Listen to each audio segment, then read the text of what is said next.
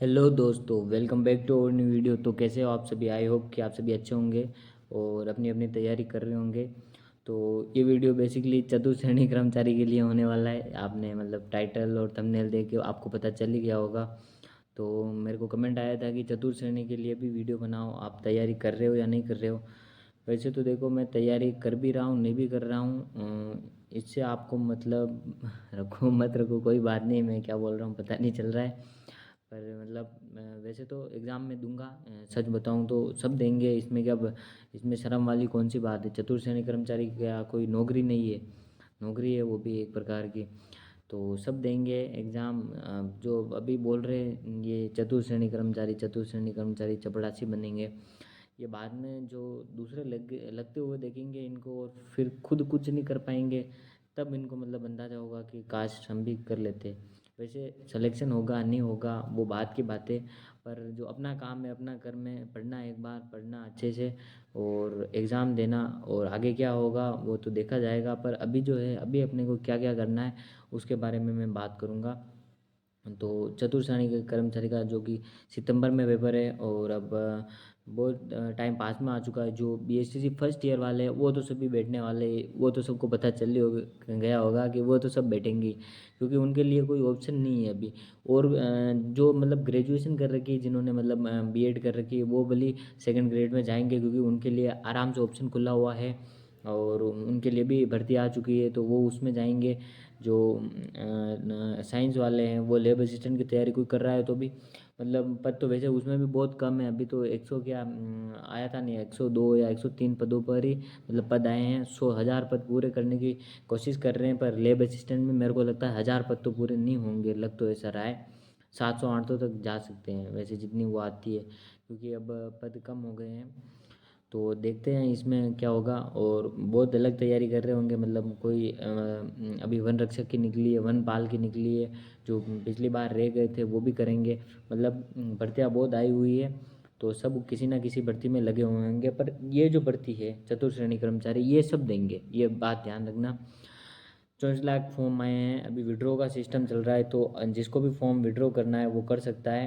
Competition के वजह से उससे तो क्या ही कम होगा, कितने जो कंपटीशन तो वैसे बता दूँ सही तो बहुत कम लोगों में ही रहता है, क्योंकि इसमें ठीक है 53,000 पोस्ट है, अच्छी बात है। तो इसमें लगभग वही है 7-8 लाख ऐसा कुछ इन लोगों में मेन कंपटीशन रहता है। मतलब सही से पढ़ने वाले होते हैं वो। बाकी मतलब क्या है, क्वालिफिकेशन इसकी 10th पास रखी है तो सब बैठेंगे। मतलब फॉर्म हर कोई भर देता है एक बार के बाद, चलो 10th पास ही तो है, हर कोई 10th पास मिल जाएगा आज के टाइम में। ट्वेल्थ ट्वेल्थ का करोगे तो ट्वेल्थ का भी बहुत मिल जाएंगे। तो इस वजह से जो फॉर्म जो है वो तो आ जाते हैं। अब हम बात करते हैं, ये तो फॉर्म हो गया है, कंपटीशन हो गया, कितना कंपटीशन रहेगा? कंपटीशन तो वैसे ठीक ही रहेगा, मतलब आप कर सकते हो, आप मान सकते हो, आप 100 के आसपास क्वेश्चन लेके जा रहे हो। पता नहीं चलता इस बार इसमें कट ऑफ का कुछ भी। मतलब ये जो टाइम चल रहा है इसमें कभी ऊपर चली जाती है कट ऑफ, तो कभी डाउन रह जाती है, बिल्कुल पता ही नहीं चलता। एक शेप आप मान लो, एक तो मतलब एक आप 100 या उससे ऊपर कर रहे हो तो आप अच्छे से शेप मान सकते हो। 100 से ऊपर तो, और आप 90 के ऊपर भी ले जा रहे हो तो भी आप ठीक बढ़िया स्कोर में हो, आप रेस में आराम से हो। तो ये तो हो गई, मतलब क्या कटोफ वटोफ जा सकती है, ऐसा कुछ हो गया मान लो अंदाजा, क्योंकि जो भी तैयारी कर रहा होता है उसको सबको पता होता है। तो अब हम बात करते हैं, अब टाइम बहुत कम बचा है, ये महीना है। और BSTC 2024 वाला की मैं बात करूँ तो अब पढ़ना भी है, 12-15 दिन तो उसमें जाएंगे पेपर में। 15 दिन मान लो, 12 दिन का पेपर है तो भी 15 दिन मान लो, 1-2 दिन तैयारी भी करोगे, अगर 1-2 दिन ही करोगे तो भी तो टाइम तो लगेगा उसमें भी। तो देख लो, आपके पास टाइम कम है, आपको क्या करना है, अ, हो सके उससे पहले जितना आपने सिलेबस कर रखा है, जैसे जैसे देखो, मेरे को मैं सच बताऊँ, मेरे को राजस्थान जीके में दिक्कत होती है, मेन बात तो मेरी ये है। तो मैं तो राजस्थान जीके पे फोकस कर रहा हूँ, और जिसके हिंदी है, अब इंग्लिश भी है इसमें, और मैथ्स तो है ही है। सिलेबस पड़ा है मेरे पास, बताऊंगा। पूरा सिलेबस निकला रखा है इसका भी, तो बताऊंगा क्या क्या पढ़ लिया है मैंने भी अभी। तो मैंने तो वैसे एक बार तो, जैसे हिंदी होती है, ये हिंदी है, इंग्लिश है और मैथ्स है, ये मतलब एक ओवरव्यू ले लिया है इसका सब्जेक्ट का सिलेबस का एक बार, मतलब ऐसे। और अब मैं उसको वापस से ठीक से पढ़ रहा हूँ और जीके को देख रहा हूँ। बस। और इसमें तो देखो जनरल साइंस भी है और करंट अफेयर भी आता है इंडिया का, और बेसिक कंप्यूटर भी है, कला, भूगोल और भारतीय एवं संविधान और राजस्थान के वो जो मतलब आपने पॉलिटी होती है उसमें से भी क्वेश्चन आते हैं। तो सिलेबस तो पूरा है। तो अब अपने को क्या करना है कि सबसे पहले जितना हो सके राजस्थान जीके को एक बार अच्छे से आप पहले कवर कर लो, तो आपको फ़ायदा रहेगा। मतलब राजस्थान जीके जो है वो आप निपटा लो तो सही रहेगा, क्योंकि राजस्थान जीके बड़ा पोर्शन ने 70 नंबर का कर दिया है। अच्छी बात है, क्योंकि अदर स्टेट वालों को रोकने के लिए किया गया है ये। तो आप जो है राजस्थान जीके है उसको कर लो। और माफ़ करना, थोड़ी आवाज़ धीरे आ रही होगी तो अवॉइड करना इसको। और हिंदी जो है अपने 20 नंबर की है, और इंग्लिश जो है 15 की है, और मैथ्स को 15 का कर दिया, पहले 25 की थी जिसको। और बाकी सब ये भूगोल हो गया, इतिहास एवं कला संस्कृति ये 20-20 नंबर के हैं, और पॉलिटी 10 नंबर की है, विज्ञान 5 की है, करंट अफेयर 10 का है, बेसिक कंप्यूटर 5 का है। तो ये तो इनका मतलब पूरा सिलेबस है और इसके नंबर है। तो अपने को क्या है, सबसे पहले राजस्थान जीके जिसका भी अच्छा है वो अच्छी बात है, और उसकी तैयारी करते रहे और उसके क्वेश्चन प्रैक्टिस करते रहे, जहीं से जहाँ से भी मिले आपको, या आप क्वेश्चन बैंक ला सकते हो, प्रैक्टिस सेट उसको आप देना चालू कर सकते हो जो भी। और हिंदी हो गया और इंग्लिश हो गया, जिसकी इंग्लिश कमज़ोर है वो मतलब पढ़ो, थोड़ा बहुत तो पढ़ना तो पड़ेगा ही। और हो सके बीएसटीसी वालों का बताऊं तो मैं, अगर सिलेबस चेक करना बीएसटीसी फर्स्ट ईयर का, उसमें अगर इंग्लिश में और इसके जो टॉपिक है 4th ग्रेड के वो अगर मिल रहे हैं तो उनको पहले कर लो, दोनों में फ़ायदा मिलेगा, ये काम अच्छा रहेगा आपके लिए। और वैसे तो मैंने बताया फर्स्ट ईयर वालों को प्रीवियस ईयर के क्वेश्चन लगा के चले जाओ, 6-7 सालों के वो याद करके चलाओ जाओ, मतलब अपना काम हो जाएगा। तो ये देखो, जीके में तो मैं क्या ही बताऊँ, मेरे को खुद को ही इतना नहीं आता है, पर जीके में आप मतलब क्वेश्चन प्रैक्टिस ज़्यादा से ज़्यादा करो, और आपके पास जो नोट्स हैं उनको पढ़ो, क्योंकि जो तैयारी कर रहा होगा उसने तो एक बार सिलेबस कर लिया होगा आराम से, और वो अब रिवीजन कर रहा होगा। तो ये तो उनके लिए उनके लिए तो ये तो अच्छा ही हो गया है, मतलब जो मतलब सिलेबस कवर करके बैठे हैं। तो अब मतलब आप देख लेना, मतलब जिसका सिलेबस कवर नहीं है वो जल्द से जल्द अपना सिलेबस जो है उसको कवर करने में ध्यान दें, क्योंकि सिलेबस मेन होता है। और मैं बार बार सिलेबस क्यों बोल रहा हूँ ये भी मेरे को पता नहीं चल रहा है, क्योंकि और सिलेबस हो गया, देखो फिर से सिलेबस आया। और हिंदी जो है, हिंदी में मतलब जो अपने कॉमन टॉपिक होते हैं, जैसे आपको सबको पता है सब भर्तियों में आती है हिंदी। और हिंदी में जो कॉमन टॉपिक जो होते हैं, पर्यायवाची, विलोम, छंद, संज्ञा, सर्वनाम, ये कॉमन हिंदी, मतलब हिंदी वही आती है, ग्रामर पूरी बस। और उनको इसमें थोड़ा एक ये है, कार्यालय पत्रों से संबंधित ज्ञान, मतलब कार्यालय पत्र हो गया, कार्यालय आदेश, अधिसूचना, विज्ञप्ति, विज्ञापन, परिपत्र, निविदा, अर्थशास्त्र पत्र, इनसे संबंधित क्वेश्चन पूछेंगे आपको। वो मतलब करना नहीं है, क्वेश्चन पूछेंगे, मतलब ये जो पत्र है इसमें इसको मतलब ये पत्र किसके लिए है, मतलब ये कार्यालय पत्र में चालू मतलब स्टार्ट करने से पहले क्या लिखते हैं, वैसा कुछ उनसे रिलेटेड क्वेश्चन पूछेंगे, जो आप कहीं से भी फ्री क्लास से आप देखोगे तो आपको पता चल ही जाएगा कि कहाँ कहाँ से मतलब आपको देखना है। और हिंदी तो वैसे सभी चैनल पर आपको फ्री में देखने को मिल ही जाएगी, तो आप हिंदी तो वहाँ से आप आसानी से कर सकते हो। तो ये तो अपने हिंदी की बात हो गई। और हिंदी में भी क्वेश्चन प्रैक्टिस करो, संधि समाज जो भी हो गया इनके क्वेश्चन प्रैक्टिस ज़्यादा से ज़्यादा करो, तो हिंदी में भी हो जाएगा। और बात आती है अब इंग्लिश की, तो इंग्लिश में बहुत कोई दिक्कत होती है, तो जो एक कॉमन सिंपल चीज़ें जैसे टेंस हो गया, एक्टिव पैसिव हो गया, जो ऐसे जो टॉपिक है इनको आप पहले कर लो, मतलब सिंपल टॉपिक पहले आप टेंस पढ़ोगे तो आपको एक्टिव पैसिंग आएंगे, तो आपको नरेशन आएंगे, जो कि डायरेक्ट इनडायरेक्ट होते हैं वो आएंगे, और correct form of the verb वो आएगी। आप पहले टेंस जो है वो बेस होता है, तो बेस को क्लियर करते जाओ और धीरे धीरे आगे बढ़ते जाओ, आगे आगे से आगे टॉपिक पे, और हो जाएगा, इससे आराम से होगा। और ज़्यादा से ज़्यादा क्वेश्चन प्रैक्टिस पर ध्यान देना, तो क्वेश्चन उसमें से बैठ ही जाएंगे, मतलब आपको एक अंदाज़ा हो जाएगा कि ये करना है। और टेस्ट के बारे में मैं बताऊँगा। अब बात आती है ज्योग्राफी की, तो ज्योग्राफी इतिहास, कला, संस्कृति हो गया, इन दोनों पर ज़्यादा ध्यान देना। सबसे ज़्यादा ध्यान आप भूगोल पे दो, क्योंकि भूगोल से ज़्यादा क्वेश्चन आएंगे, क्योंकि भूगोल जो है पूरे 20 नंबर की भूगोल है, और बाकी इतिहास और कला संस्कृति मिलाकर मतलब 20 नंबर है, दोनों हिस्ट्री और आर्ट एंड कल्चर मिला के 20 नंबर हो रही है। इससे अच्छा आप भूगोल पर ज़्यादा ध्यान दो, इतने ज़्यादा टॉपिक भी नहीं है, ज़्यादा टॉपिक नहीं दे रखे हैं, इतने भी नहीं है, जो पूरी भूगोल भी नहीं दे रखी, जो जो टॉपिक अपने सिलेबस में मेंशन है उनसे कर सकते हो, या पूरी ज्योग्राफी भी पढ़ सकते हो, क्योंकि क्वेश्चन कहीं से भी उठा के दे सकते हैं। अभी इनका कुछ कह नहीं सकते, पता नहीं चल रहा है, इसीलिए आप ज्योग्राफी में भी मतलब पूरी आराम से पढ़ लो।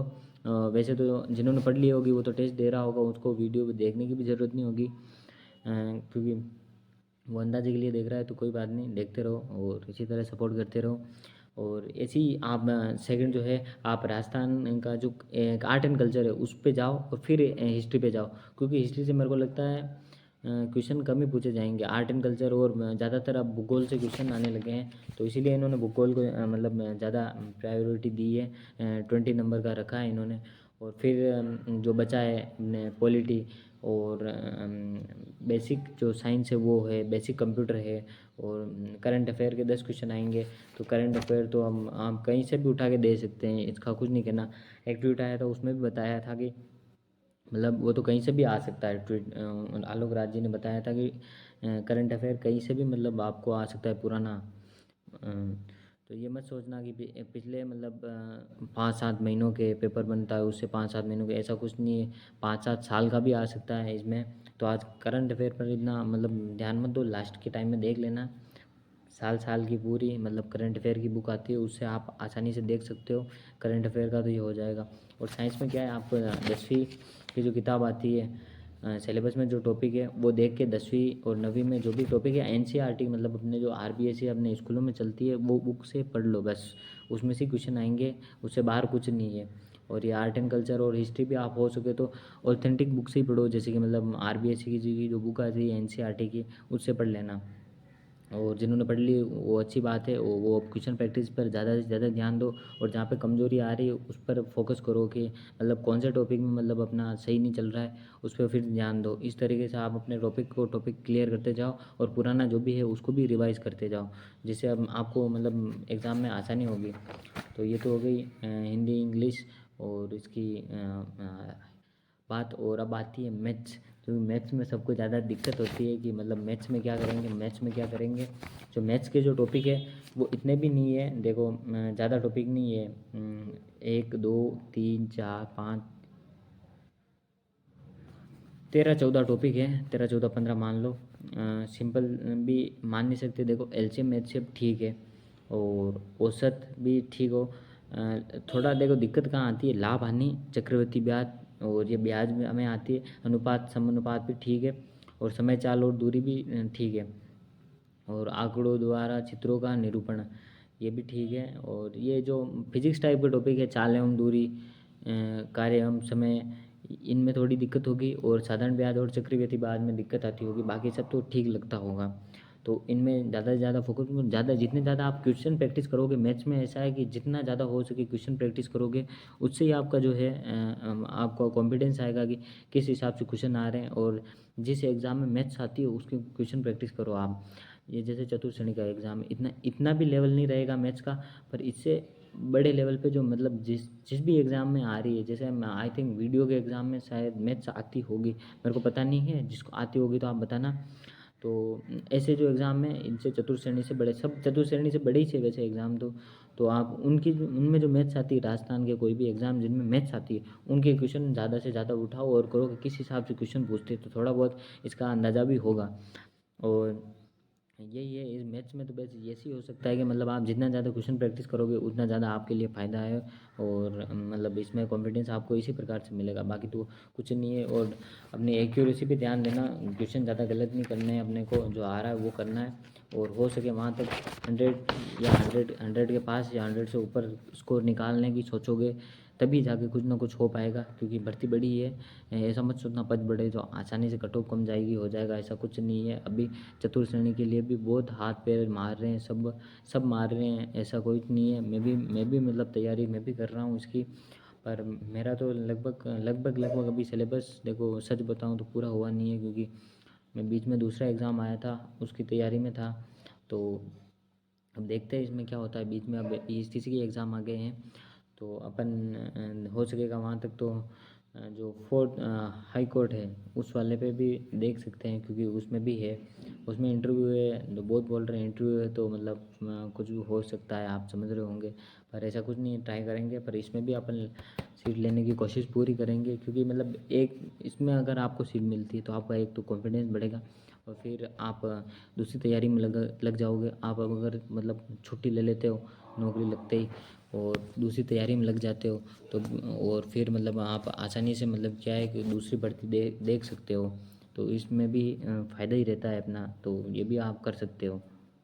तो दोस्तों ये तो हो गया, आप मतलब कैसे क्या पढ़ना है, मतलब हिंदी इंग्लिश और जो अपना जीके है पूरा पोर्शन करंट अफेयर मिला के, और मैथ्स जो है ज़्यादा से ज़्यादा क्वेश्चन प्रैक्टिस करनी है, मैंने बता ही दिया। और अब हम बात करते हैं मॉक टेस्ट की, जो सबसे मतलब इम्पोर्टेंट फेज आ जाता है, जो कि अपना सिलेबस कवर कर लेते हैं, उसको रिवीजन भी कर लेते हैं, और फिर भी किसी का मतलब नहीं होता है, तो वो मेन दिक्कत रह जाती है जो कि मॉक टेस्ट देने में। तो मॉक टेस्ट जो होता है मतलब आप ओमार पे देना, जैसा पेपर होगा वैसे ही आपको देना है, उतनी टाइम में देना है, उससे 10-15 मिनट जल्दी देने की ट्राई करना है। जो भी अपने पेपर की टाइमिंग है, जो इतना मतलब जैसे कि 2 घंटे का पेपर होगा, तो आपको क्या करना है, 1 घंटा और 40 मिनट का टाइम सेट करना है और फिर पेपर देना है, क्योंकि 10-20 मिनट आप पहले रखोगे तो आपको एग्ज़ाम में सही टाइम पे आप कर पाओगे, क्योंकि बीच में वो चेक करने वाले आते हैं, साइन करवाते हैं, 2-3 बार आते हैं, तो उसमें भी टाइम जाता है। आप मानो ना मानो, कमेंट ज़रूर करना कि इसमें टाइम जाता है कि नहीं जाता है आपका, मतलब मेरा जाता है। मेरा मतलब दोनों बार, जैसे मैंने BHTC का एग्ज़ाम दिया, तो मेरा मतलब हर बार रीजनिंग के 5-6 क्वेश्चन रह ही गए, उसमें तुक्का मार के आया हूँ मैं लास्ट के 5-7 क्वेश्चनों में। हर बार मेरा टाइम रह जाता है, मैं यहाँ पे मॉक टेस्ट आसानी से दे देता हूँ, पर वहाँ पे जाके हो जाता है, क्योंकि बीच में वो आते हैं और साइन करवाते हैं, जिसकी वजह से डिस्टर्ब हो जाता है। इसीलिए 20 मिनट आप पहले मान के चलो कि 20 मिनट आपको पहले रखने ही है, जिससे कि आपको फ़ायदा होगा। और ओमार लेके आ जाओ, ओमार की पूरी बुक टाइप आती है, इसमें 120 क्वेश्चन है, 120 क्वेश्चन की भी आती है, जैसा मैंने एक बार बताया था। और जो उसमें आप मॉक टेस्ट दो। अब मॉक टेस्ट कौन से देने, तो आप कोई सी भी लेके आ जाओ, उससे आपको अंदाजा ही होगा कि कौन से क्वेश्चन होंगे। और वैसे चतुर्श्रेणी का एग्ज़ाम में तो आपको क्या है कि मतलब वैसे तो क्वेश्चन देखने को मिल ही जाएंगे, मतलब ऐसा, और वैसे होगा जो होगा, पर सबसे पहले मॉक टेस्ट आप ज़रूर देते रहो, जिनका सिलेबस 1-2 बार कवर हो चुका है, और जिनका नहीं हुआ है वो जल्द से जल्द अब स्पीड से अपना सिलेबस कवर करने की ट्राई करें, क्योंकि टाइम पास में आ चुका है, ज़्यादा दिन भी नहीं है। मैं मतलब BHTC 2024 वालों को मैं खुद को देख के फिर बता रहा हूँ, क्योंकि 10-15 दिन हमारे उसमें जाने वाले हैं, और उसके भी 10-15 दिन से ज़्यादा ही मान लो, क्योंकि थोड़ा बहुत तो पढ़ना ही पड़ेगा, तो इसीलिए उसमें चले जाएंगे। और क्योंकि सिलेबस पूरा अलग है, वो साइकोलॉजी टाइप आता है पूरा BHTC में फर्स्ट ईयर में, और इधर राजस्थान जीके, हिंदी इंग्लिश और मैथ्स है, और मैथ्स थोड़ी बहुत भी होगी, मतलब मैच करेगा जो भी वो देखेंगे, हिंदी इंग्लिश में भी जो मैच करेगा वो देखेंगे, बाकी जीके तो आई थिंक मेरे को नहीं लगता है। और इसी तरीके से आप मॉक टेस्ट दो, कोई सी भी बुक ले लो आप, किसी भी पब्लिकेशन की ले लो, आशु सर की ले लो, आपको जो अच्छा लगे 2-3 लेके मतलब पहले एक लेके आओ, उसको दो, पूरी दो, और टेस्ट दो उसको। और जो मतलब सबसे पहले आपको क्या करना है, टेस्ट देना है, और टेस्ट में जो कितने नंबर आ रहे हैं, फर्स्ट में नंबर कम आएंगे, धीरे धीरे बढ़ेंगे। ऐसे ही होता है कि एकदम तो आपको जो चाह रहे हो वो नंबर आने जाएंगे, मतलब एकदम जैसे टेस्ट दिया, मान लो वो पेपर सरल हुआ तो कोई बात नहीं, वो बात अलग है, बाकी एकदम से तो नहीं आएंगे, धीरे धीरे नंबर बढ़ते जाएंगे। तो जो भी मतलब आपकी कमी आती है, फिर आपको चेक करना है, जैसे हिंदी है तो हिंदी में कौन सा क्वेश्चन मतलब आपका गलत हुआ है, उसको आप मार्क करना है, और किस टॉपिक का था ये मार्क करना है। ऐसे 5-6 मॉडल पेपर देने के बाद आपको मतलब पूरा एनालाइज करना है कि कौन से टॉपिक्स में मेरे हर बार क्वेश्चन गलत हो रहे हैं, क्यों हो रहे हैं, कैसे हो रहे हैं, तो उनको देखो और फिर उन पे जाओ, और फिर उन टॉपिक को पहले रिवाइज करो। और मॉक टेस्ट देने से पहले तो रिवीजन करोगे ही, पूरे दिन तो मॉक टेस्ट दोगे नहीं, 2-3 मॉक टेस्ट मतलब 2 दोगे तो भी पूरे दिन पढ़ोगे एक बार। तो अब पढ़ने से पहले, अब उससे पहले आपको जिनका सिलेबस कवर हो गया है, जो मॉक टेस्ट दे रहा है अभी, उसको करना क्या है, मैंने बताया 5 मॉक टेस्ट दो आप, और उसके बाद आप चेक करो कि कौन से टॉपिक से क्या नहीं हो रहा है, उस पे जाओ और पहले उसको पढ़ो, और फिर बाकी का है उसको रिवाइज करो। इस तरीके से करते जाओ एग्ज़ाम तक, और कंटिन्यू जो रहेगा मतलब वही इस रेस में रहेगा, बाकी निकल जाएगा बाहर। जो आप कंटिन्यूटी आप आराम से बना के रखो, आराम से मतलब निकाल पाओगे। इस तरीके से मॉक टेस्ट देने आपको। और भी कुछ क्वेश्चन हो तो आप कमेंट में बताना, इसके रिलेटेड मैं हो सकेगा वहाँ तक रिप्लाई देने की कोशिश करूँगा। अभी मैं नहीं दे पा रहा हूँ, क्योंकि इधर भी पढ़ना है और BHTC का भी पढ़ना है, जिस वजह से थोड़ा मतलब रिप्लाई देने में लेट हो जाता है, या मैं दे भी नहीं पाता हूँ। और जो है अपना मतलब बात कर लेते हैं कट ऑफ की। तो कट ऑफ क्या जाएगी, देखो थोड़े टाइम बाद आई है भर्ती, तो कट ऑफ का मेरे को देखो, वैसे तो मेरे को सच बताऊँ कुछ पता नहीं है, पर एक रफली आइडिया मान लो, अगर आप रेस में भी रहना चाहते हो तो भी 80-85 नंबर से तो ऊपर लेके चलनी है आपको। और 100 से प्लस हो रहे तो आप मतलब आराम से हो जाएगा आपका, कोई टेंशन लेने की ज़रूरत नहीं है। बाकी कट ऑफ के ऊपर और वो पेपर के ऊपर कैंडिडेट कितने बैठेंगे, सब फैक्टर देखना पड़ेगा। उसके बाद नॉर्मलाइजेशन होगा, सबसे बड़ी दिक्कत तो ये होगी। और ये बोल रहे हैं अगर एसएससी का फॉर्मूला अपनाएंगे, अब एसएससी का फॉर्मूला क्या है वो भी देखना पड़ेगा मेरे को, कि वो फॉर्मूला क्या होता है, उससे करेंगे तो वो भी देखेंगे।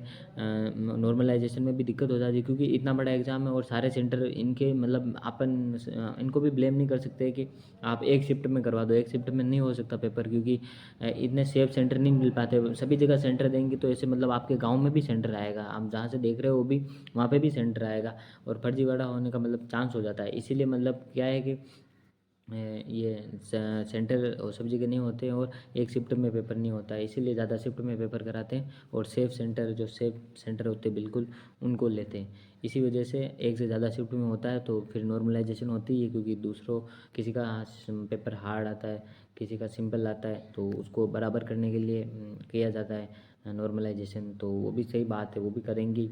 तो इसीलिए वो दिक्कत होती है जिससे बहुत नाराज़ होते हैं, बहुत खुश होते हैं। तो ये तो होते ही है, किसी के नंबर बढ़ते हैं तो किसी के कम रह जाते हैं। तो ये नॉर्मलाइजेशन भी हो गई है, इसमें 100% होगा। तो इसीलिए बोल रहा हूँ आप 90 से ऊपर लेके चलो आराम से, और हो सके वहाँ तक 100 से ऊपर की ट्राई करो। वैसे तो उतनी कभी कभी मेरे को भी लगता है इतनी नहीं जाएगी, पर क्या करें, ले जाए, यहाँ पे कुछ कह नहीं सकते। मतलब सभी जो हैं नौकरी चाहते हैं वो अपना दमखम लगाएंगे ही आराम से, तो वो तो हो गई। और इसमें कंपटीशन मतलब मेरे को लग रहा है कुछ ना कुछ जो है, जैसे अभी भर्तियाँ हुई, जिनका सिलेक्शन हो रहा है, जिन मतलब पुराने रिजल्ट है उनकी फाइनल लिस्ट आ रही है, किसी एग्ज़ाम की कब आ रही है, मतलब फाइनल सिलेक्शन हो रहे हैं और वेटिंग लिस्टें भी निकल रही है। तो जिनका सिलेक्शन होता जा रहा है वो तो उधर जा रहे हैं, वो तो चतुर्थ श्रेणी में आने से रहे। मतलब बाकी चतुर्थ श्रेणी तो मतलब एक बेस है नौकरी स्टार्ट करने का, तो उससे तो ऊपर की उनको मिल रही है, तो वो उसमें जा रहे हैं, वो इधर नहीं आएंगे, ये बात तो पक्की है, क्योंकि वो इधर नहीं आना चाहेंगे।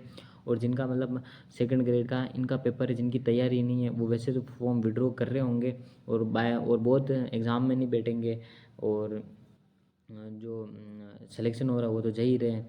और जो मतलब अपने जो आगे की जो भर्तियाँ आ रही है बहुत उन पे डिपेंड हो जाएंगे, मतलब जैसे अभी सेकंड ग्रेड की आई, फर्स्ट ग्रेड की आई, लेक्चरार की आई, वो उधर जाएंगे, वो उनका मेन फोकस अब उधर रहेगा। पर वो भी ये एग्ज़ाम ज़रूर देंगे, अगर जिनका पहले वो एग्ज़ाम है वो उनकी तैयारी करेंगे। पर ये रहता क्या है कि सिलेबस लगभग वो रहता है, राजस्थान जी के, हिंदी इंग्लिश, और मैथ्स नहीं है तो मैथ्स पढ़ लेंगे थोड़ी बहुत और उनसे सिलेक्शन ले लेंगे। मतलब सब ट्राई करेंगे, अब सब बच्चा मतलब सब में ट्राई करते ही है, कुछ भी कर लो, क्योंकि उसको चाहिए नौकरी, तो वो कुछ ना कुछ तो करेगा ही है। तो इसी तरीके से कंपटीशन तो है ही है, पर देखते हैं कहाँ तक जा पाते हैं और कितना हो पाता है अपने से, और मैं कितना स्कोर कर पाऊँगा देखूँगा। वैसे तो मेरा लगभग सिलेबस मतलब वैसे मैंने हिंदी इंग्लिश और मैथ्स तो ये देख लिए, बस जीके का थोड़ा एक बार लेना बाकी है, थोड़ा ओवरव्यू, वो सही से हो जाए तो, क्यों मेरे को दिक्कत होती है। आप भी ज़रूर बताना जीके को मैं कैसे पढूं, मैंने आपको तो बता दिया ऐसे पढ़ना है, क्योंकि आप मतलब मेरे से मतलब जीके में होता है किसी को याद नहीं हो पाता है तो नहीं हो पाता है। मेरे मतलब साइंस थी जो, उसकी वजह से मेरे को क्या ये दिक्कत होती है इनमें वापस आने में। और वैसे तो मैं पूरी कोशिश करूँगा आराम से। वैसे तो मैं यही कर रहा हूँ कि मतलब मैं जैसे हिंदी है तो हिंदी पढ़ रहा हूँ, इंग्लिश है इंग्लिश आती है, सभी एग्ज़ाम में इंग्लिश पढ़ रहा हूँ, जीके है जीके पढ़ रहा हूँ। आप मतलब अपना सिलेबस ही इतना स्ट्रॉन्ग कर लो कि भर्ती कोई सी भी निकल जाए। मतलब अपना जो जीके, राजस्थान जीके हो गया, हिंदी हो गई, इंग्लिश हो गई, वो इतना मजबूत कर लो कि किसी भी एग्ज़ाम में आए आप उसको आसानी से निकाल लो। ऐसा नहीं कि इस भर्ती का सिलेबस ही है अभी इसके हिसाब से तैयारी करूँगा, नहीं। आप सिलेबस अपना सब्जेक्ट को मजबूत कर लो तो एग्ज़ाम कोई सा भी निकल जाएगा, ये बात मेरी ध्यान रखना। तो बस यही है, नेगेटिव मार्किंग है इसमें 1/3 यानी 0.33 आपके मतलब एक क्वेश्चन होगा उस पर काट लेंगे। और पता नहीं इन्होंने क्यों, मेरे को समझ में नहीं आ रहा है, मैक्सिमम मार्क्स 200 रखे हैं और 120 क्वेश्चन है। तो पता नहीं, अपन क्वेश्चन के हिसाब से चल रहे हैं, 90 क्वेश्चन से ऊपर आप लेके चलो आराम से। कट ऑफ का तो मैं यही बता रहा हूँ बस, ज़्यादा मैं नहीं बताऊँगा, इतनी भी नहीं बताऊँगा, 110 से ऊपर लेके जाओ। तो वो भी क्या पता होने में यहाँ पे कुछ भी हो सकता है, इसीलिए तो बस इसी प्रकार से तैयारी करते रहो और लास्ट तक कंटिन्यूटी रखो और हो जाएगा आराम से। बस यही थी पूरी वीडियो। मिलते हैं दोस्तों नेक्स्ट वीडियो में, तब तक के लिए जय हिंद।